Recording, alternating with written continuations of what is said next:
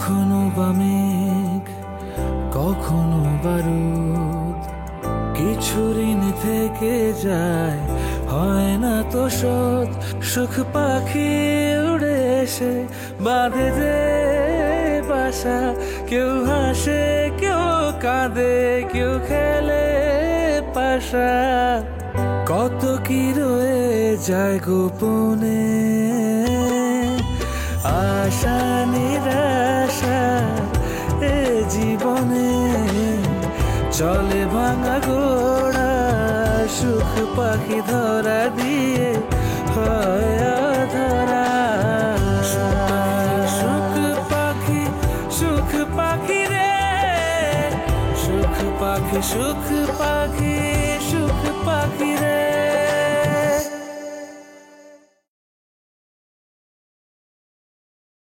যদি আপনার অনুমতি পেতাম তাহলে আগামী শুক্রবারই আমরা বিয়ের দিন ধার্য করে ফেলতাম। আপনি কি বলেন? আচ্ছা ঠিক আছে। আয় না মা, আয়। এই তো আমি, আর কখনো ফেলে যাব না। আয়।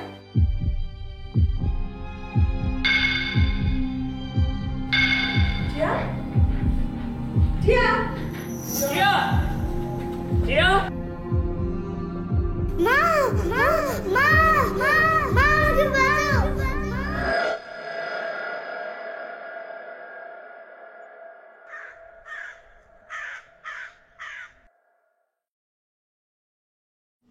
কি ব্যাপার, আয়না এমন করে কি দেখছো? দেখো তো, আমার নাকটা নাকি অনেক চিকন, যেখানে সেখানে ঢুকে যায়। আশ্চর্য, এসব কথার মানে কি? তোমার প্রিয় ভাবি বলেছে আমার নাক নাকি যেখানে সেখানে ঢুকে যায়। ভাবি বলেছে? ভাবি কিন্তু কথাটা একদম মন্দ বলেনি। ও তাই? আমিও কিন্তু মন্দ কথা বলি না। গতকাল রাতে যে ঘটনা ঘটলো, আরো সামনে কি বিপদ অপেক্ষা করছে সেটা দেখো। এই নিয়ে তোমাকে ভাবতে হবে না। আমাকে ভাবতে হবে না মানে? তোমাদের বোকামির জন্য কি আমরা মা মেয়ে জেল খাটবো নাকি? তোমাকে জেল খাটার কোনো দরকার নেই। তুমি কোনো একটা কাজ করো, তুমি না হয় কদিন তোমার বাবার বাড়ি গিয়ে ঘুরে আসো, তাতে তোমার সময়টাও ভালো যাবে, মনটা ভালো থাকবে। আমি বাবার বাড়ি যাবো? কেন? তুমি না কথায় কথায় বলো বাবার বাড়ি চলে যাব, বাবার বাড়ি চলে যাব। যাও, এখন তো আমি নিজ থেকেই বলছি, যাও ঘুরে আসো। প্রয়োজনে সালমাকেও সাথে নিয়ে যেতে পারো। কিছু বললেই শুধু দেশ দেখিয়ে চলে যায়। আমিও দেখবো এই দেশ তোমার কতদিন থাকে।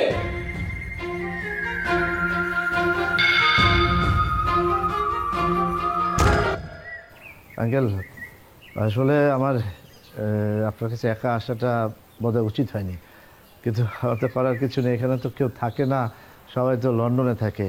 ওই ভাই ভাই বলেছে যে মানে এখানে বিয়ে করে অনুষ্ঠানটা ওখানেই করবে, মানে ওখানে সবাই আছে, একটু জাঁকজমক করে ওখানে প্রোগ্রামটা হবে। এই জন্য আমি একটু তাড়াহুড়া করছি। আর ওই আরেকটা ব্যাপার হচ্ছে যে মিলির সাথে তো আমার সামনাসামনি সাক্ষাৎ হয়নি, তাই আমি চাচ্ছিলাম যে একটু যদি মানে কথা হতো তাহলে আমার মনে হয় একটু ভালো হতো আমার জন্য। সেই জন্য আপনাকে একটু। আচ্ছা ঠিক আছে, তুমি বসো, আমি মিলিকে পাঠিয়ে দিচ্ছি। মিলি, মিলি।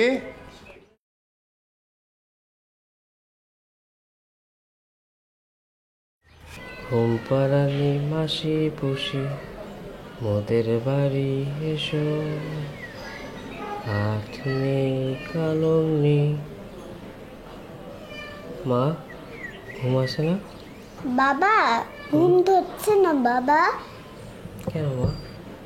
আচ্ছা বাবা, মা কি রাগ করেছে? রাগ করবে কেন মা? না হলে আমাকে নিয়ে গেল না কেন?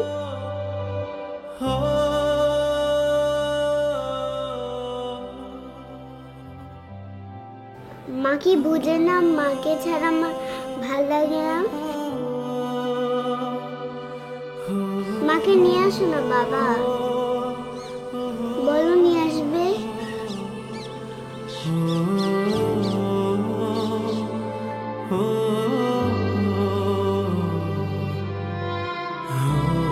মাকে নিয়ে আসো না। Oh তুমি ঘুমাও।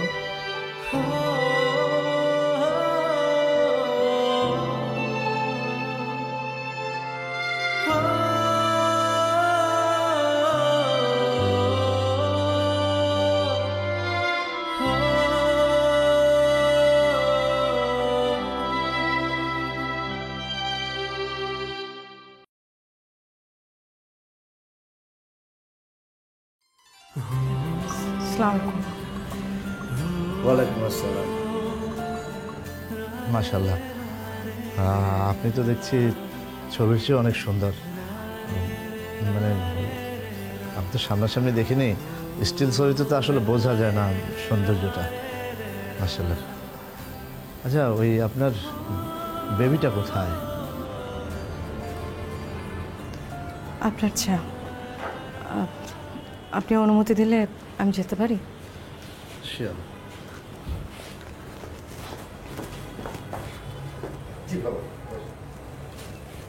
আঙ্কেল, মিলির সাথে তো আমার কথাবার্তা হলো। তাই আমি বলছিলাম কি যে আগামী জুম্মা বাদ, মানে শুক্রবার বাদ জুম্মা যদি মিলির সাথে আমার বিয়েটা সম্পন্ন হতো তাহলে মনে হয় আমার ভালো হতো। আমারও সময় খুবই কম।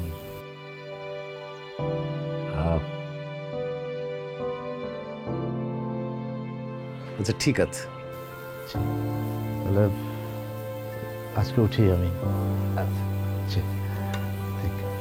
আসসালামু আলাইকুম।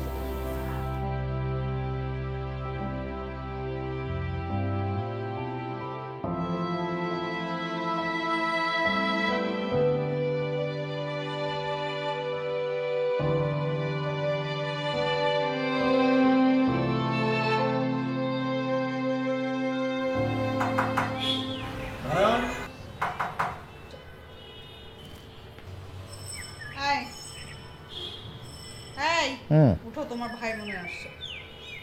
সকাল হয়েছে না? ভাই মনে হয় নাস্তা করবো, একটু নাস্তা বানা দাও না। যাও না, যাও না, শুয়ে আছো কেন? যাও। আমি পারবো না, তুমি যাও।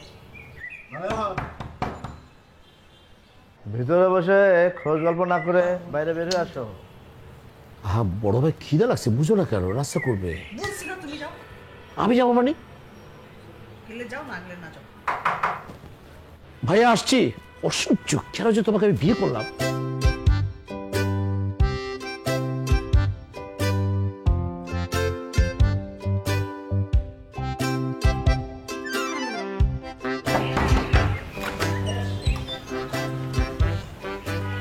সকাল সকাল খোঁজ গল্প না করে একটু আসো। কি করো? ভাইজান শুভ সকাল। শুভ সকাল আর হলো কই? সকাল সকাল যা শুরু করেছো না, এটা অবশ্য তোমাদের নিত্যদিনের এই একটা কাজ। ডেকেছেন কেন সেটা বলেন। যেহেতু তুমি আমার ভাই, সেজন্য তোমাকে একটা দাওয়াত দিতে আসলাম। দাওয়াত? যদিও আমি জানি তুমি আমার দাওয়াত প্রত্যাখ্যান করবে, তারপরেও আমার একটা কর্তব্য আছে।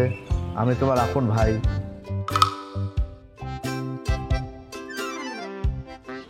অবশ্য আমি আবার মেয়ের বাবাকে বলেছি আমার আপনজন এই দেশে থাকে না।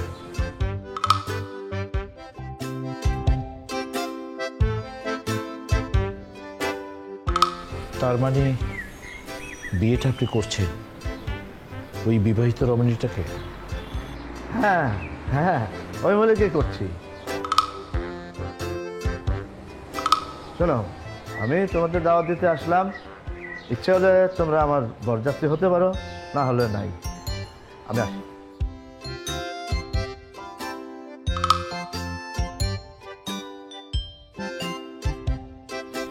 আমি বলেছিলাম না তোমাকে দিয়ে কিচ্ছু হবে না, তুমি এই বিয়েটা ঠেকাতে পারবে না। ঠিক তাই হলো। তুমি একটা অকর্মা, কোনো কাজের মানুষই না।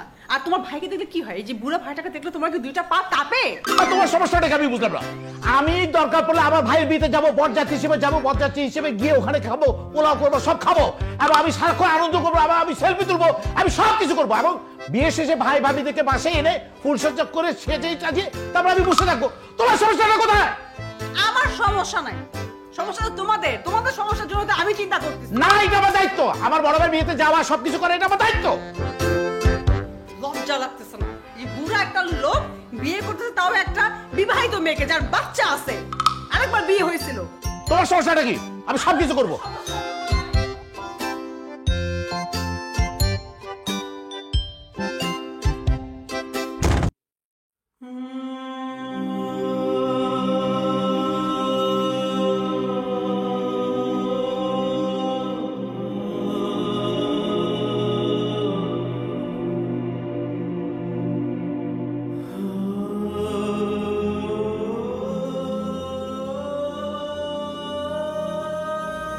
Sourav,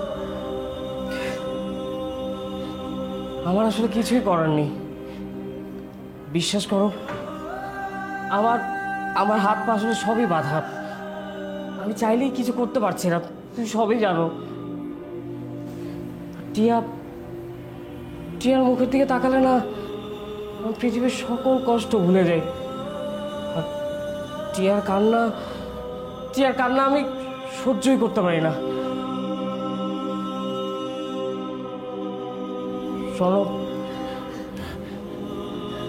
I'm sorry.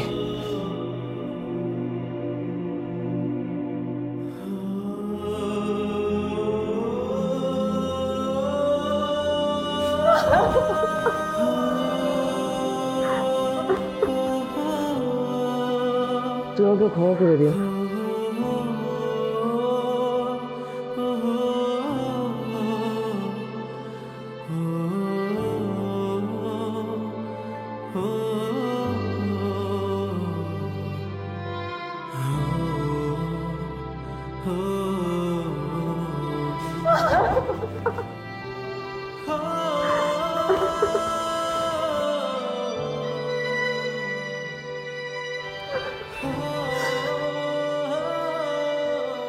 দাদু, ও দাদু, দাদু মাকে আসবে? দাদু, দাদু, দাদু, মা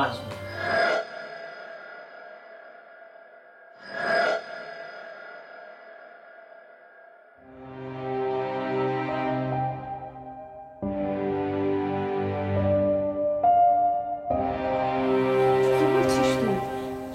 সত্যি বলছিস?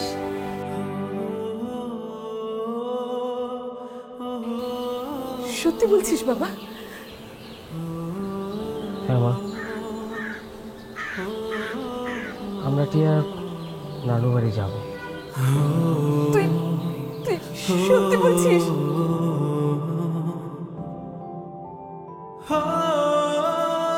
তুই সত্যি বলছিস? মিলি মিলি আবার এই বাড়িতে ফিরে আসবে? হ্যাঁ মা,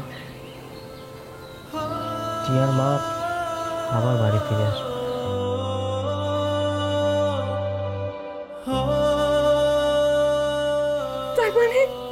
তার মানে তুই তুই বিয়েতে রাজি আছিস? সত্যি সত্যি রাজি আছিস বাবা? হ্যাঁ মা,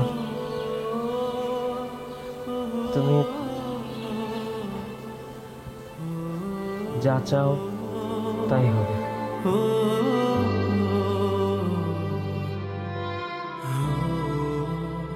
তুমি দেখতে পাচ্ছ না সারাদিন শুধু মা মা আর মা।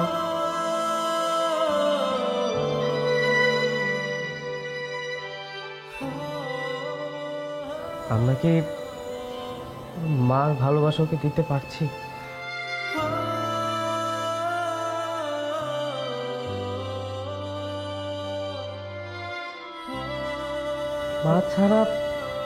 মা ছাড়াও খুব কষ্ট হচ্ছে।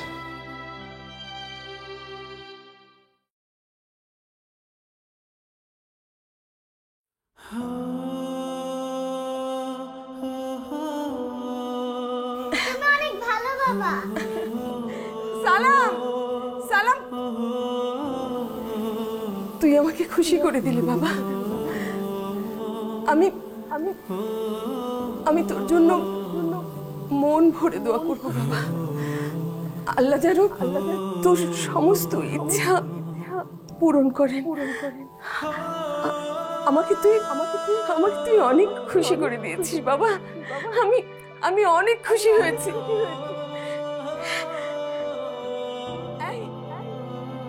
সালাম সালাম, কোথায় তোমরা? এদিকে আসো।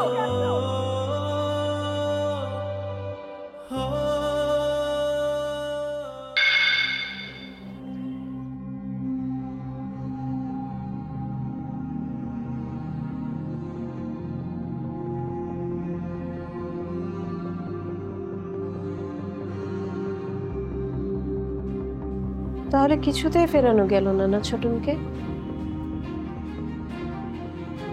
তোমরা কিছুই করতে পারলে না?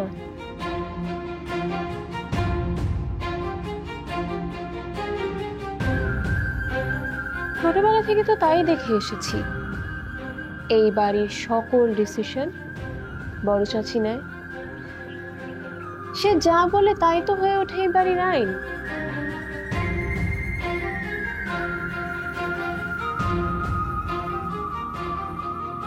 মাঝে মাঝে না তোমাকে আর বাবাকে আমার কাছে এই বাড়িতে আশ্রিত মনে হয় না?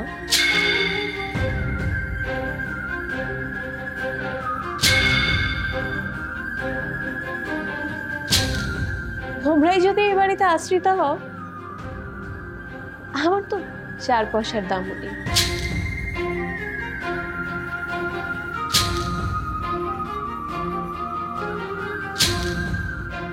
তোমরা কেমন বাবা মা বলো তো, যে তার সন্তানের ছোট ছোট চাওয়া পাওয়াগুলো পূরণ করতে পারো না?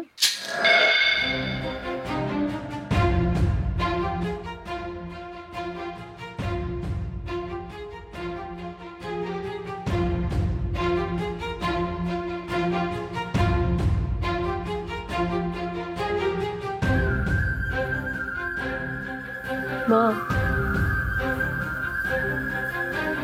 ছোটনকে ছাড়া ভালো থাকবো না।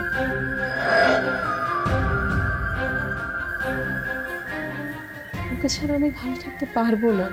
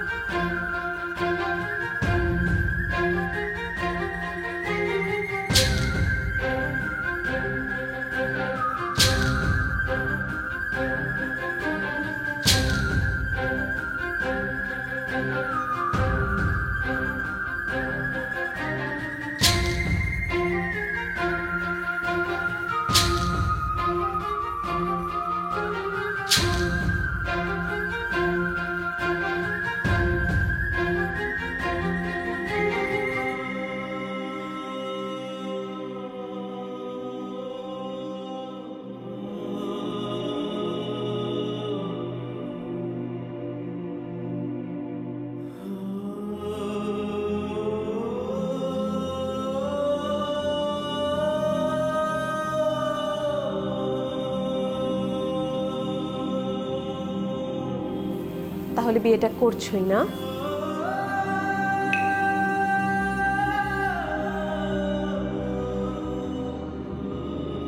একটাবারের জন্য কি আমার কথা ভাবলে না? অন্তত এতটুকু আশা করেছিলাম যে এক মুহূর্তের জন্য হলেও আমার কথাটা তুমি ভাববে।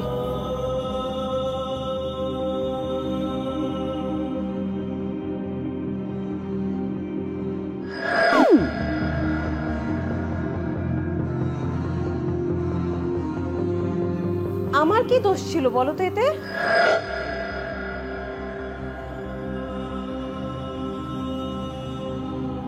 সেই ছোটবেলা থেকে শুনে এসেছি আমি এই বাড়িতেই থেকে যাব, এই বাড়ির ছোট ছেলের বউ হয়ে।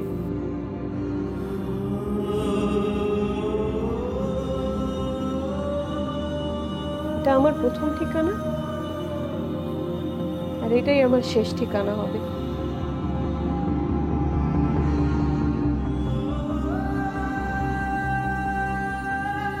বিয়ের পরে একটা মেয়ের শেষ ঠিকানা কি হয়? তার স্বামী, তার স্বামীর সংসার।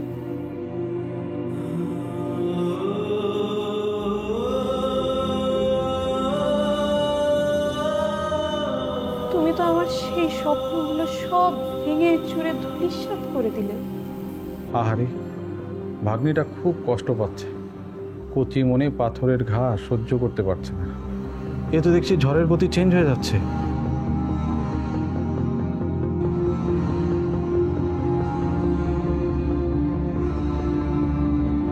সালমা, তুমি আমাকে কেন দায়ী করছো বলো তো? এখানে আমার কি করার আছে?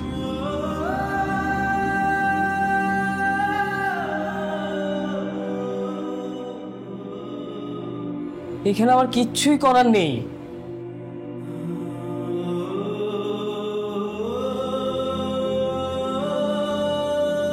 আমি তো সন্তানের কাছে তার মাকে ফিরিয়ে দিচ্ছি। বাবার দায়িত্ব পালন করছো। আমি তো ভুলেই গিয়েছিলাম তুমি টিয়ার বাবা। একদম ঠিক বলেছো, আমি টিয়ার বাবা।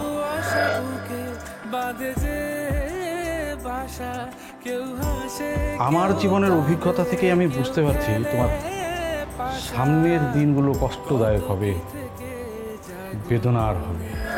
বাবা সন্তানের সম্পর্কটা হয়তো এরকমই, অথচ আমি তোর জন্মদাতা পিতা না। একদিন হয়তো জানবি, বুঝতে পারবি আমি তোর আসল বাবা না। আচ্ছা ভাই, ব্যাপারটাকে একেবারে ফ্যামিলিগতভাবে কেন করছেন বলুন তো? ধানমন্ডি নিবাসী জনাব লোকমান সাহেবের একমাত্র কন্যা মিস পিলি আক্তারের সাথে গুলশান নিবাসী মোহাম্মদ আনোয়ার হোসেনের দ্বিতীয় পুত্র মোহাম্মদ ফরাত হোসেনের সাথে